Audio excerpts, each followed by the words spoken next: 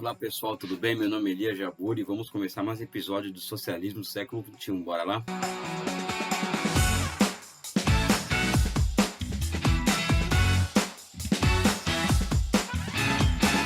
Existe uma polêmica que não é nova, que é a noção de que em Marx poderia existir um chamado determinismo tecnológico, que a União Soviética, vamos dizer assim, acabaria por expressar uma chamada primazia das forças produtivas, né? Ou seja, são dois conceitos que estão integralmente ligados, porque, de um lado, se atribui a Marx um papel determinista do papel da técnica, atribui à União Soviética, né, a expressão desse determinismo tecnológico encerrado em Marx por conta dos objetivos que a Revolução de Outubro de 17 colocou a si mesmo diante das circunstâncias do mundo em que ela vivia. Ou seja, primeiro, um país muito atrasado; segundo, um país cercado do ponto de vista bloqueado do ponto de vista comercial, financeiro e econômico, né? E também cada vez mais cercado e ameaçado militarmente. Eu acho que existem discussões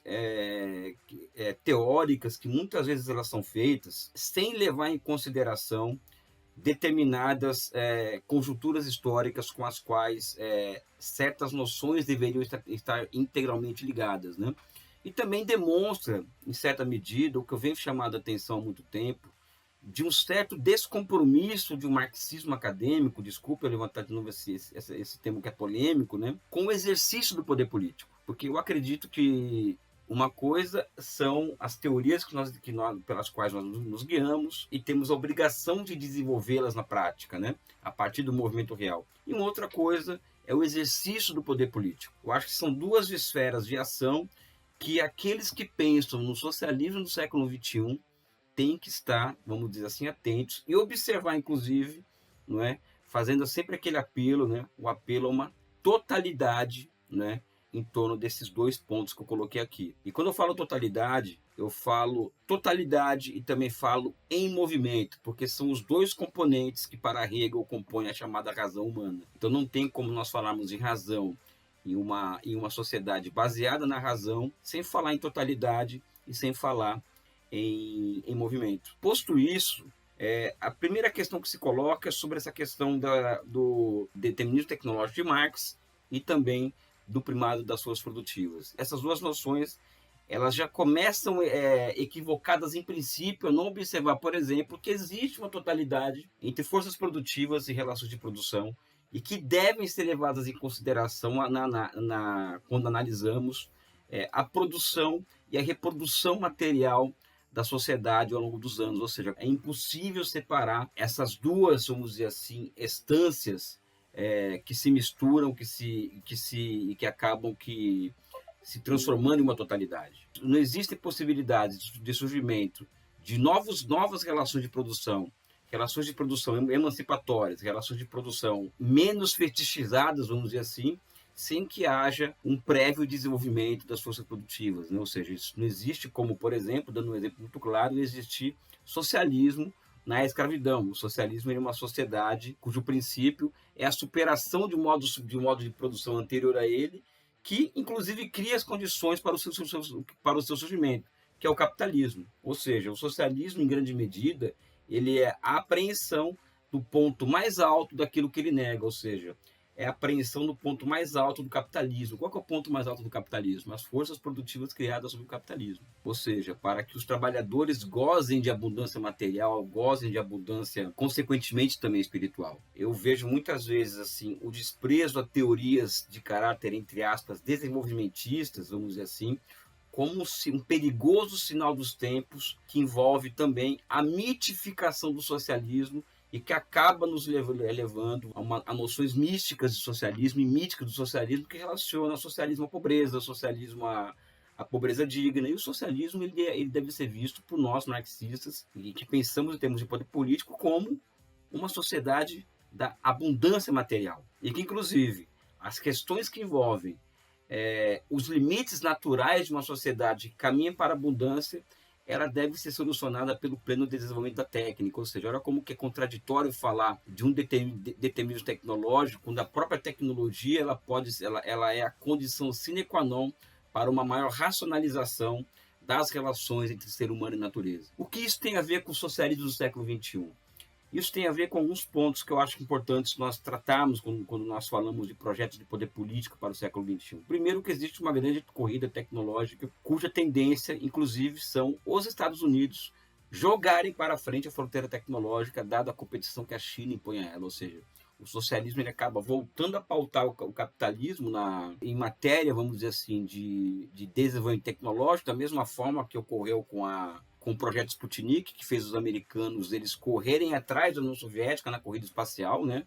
Hoje acontece o mesmo com a China se aproximando dos Estados Unidos em fronteiras tecnológicas ultra sensíveis, vamos dizer assim, do ponto de vista político, geopolítico, como de comunicações, por exemplo. Eu sempre relaciono, quando eu falo em socialismo do século XXI, e a premência da necessidade do desenvolvimento das suas produtivas, não somente a questões relacionadas à defesa nacional, ao espraiamento da base material de uma sociedade, a criação de condições para que as pessoas vivam em abundância material, de forma que a desigualdade de necessidades entre eu e você passe desapercebido em uma sociedade com alto grau de abundância material e cuja riqueza, o seu excedente é socializada, mas eu também tenho trazido muito à tona em minhas discussões o crescente papel que as novas tecnologias, que o próprio desenvolvimento das forças produtivas acaba sendo resultado e resultante de elevação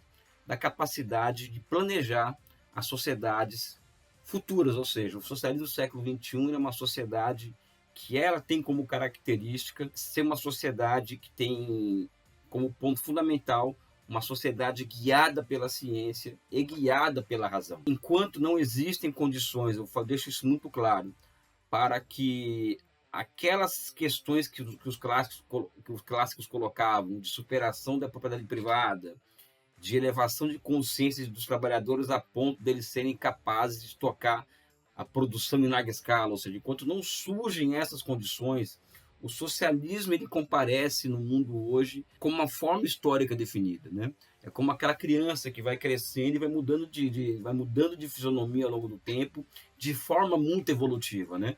E eu vejo o socialismo hoje como uma expressão da transformação da razão em instrumento de governo, como contraponto ao capitalismo, que não é nem irracional, né? Porque o irracional ele pressupõe a existência da razão, né, dentro dela, né, como parte dela, e sim como a não razão.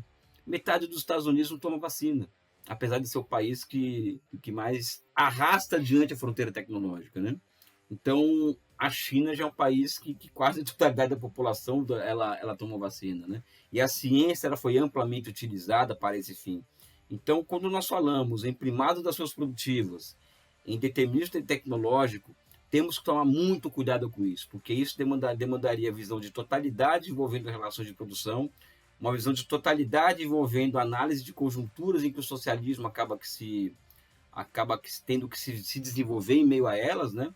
E que, portanto, é um caminho, vamos dizer assim, incontornável, na verdade, dadas as condições do século XX, e de onde surgiu o socialismo, né?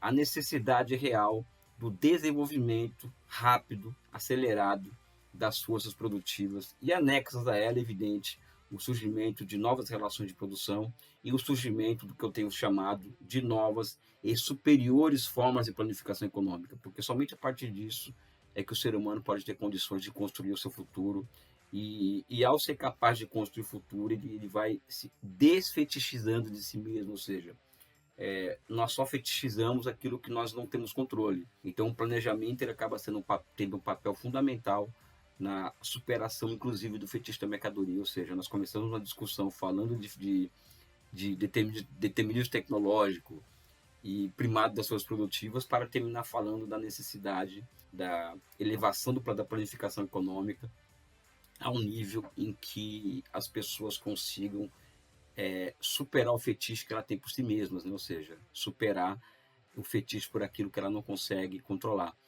Eu vou ficar por aqui, também um debate reflexivo, um debate que é interessante, né? Ainda mais diante de um quadro que o socialismo ele acaba inaugurando novas plataformas tecnológicas como o 5G, o Big Data, a inteligência artificial e o computador quântico, que abrem amplas possibilidades à planificação econômica e também para a sustentação de grandes narrativas, né? Ou seja, uma coisa que é muito engraçada, né? Só para continuar um pouquinho essa conversa, né? Hoje existe uma tendência geral à fragmentação dos discursos, à fragmentação das pautas, quando na verdade o surgimento dessas novas plataformas tecnológicas, elas são um sustentáculo fundamental para a manutenção de grandes narrativas, sendo que a principal delas é o socialismo. Enfim, eu vou ficar por aqui com essa conversa, né? Eu vou voltar a esse assunto, eu quero ouvir o que vocês pensam a respeito. Um forte abraço e um beijo no coração de vocês.